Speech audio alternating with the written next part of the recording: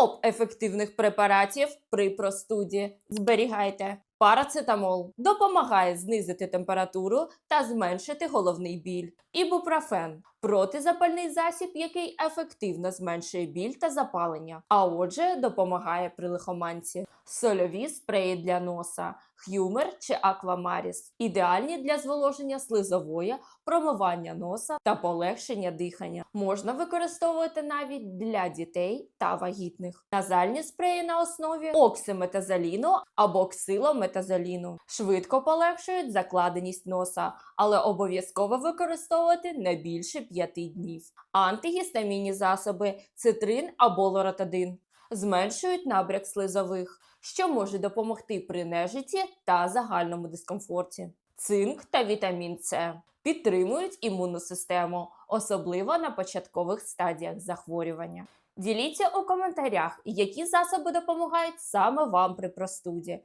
Не забувайте підписатись та переходьте в мій телеграм-канал, адже там багато корисної інформації для вас.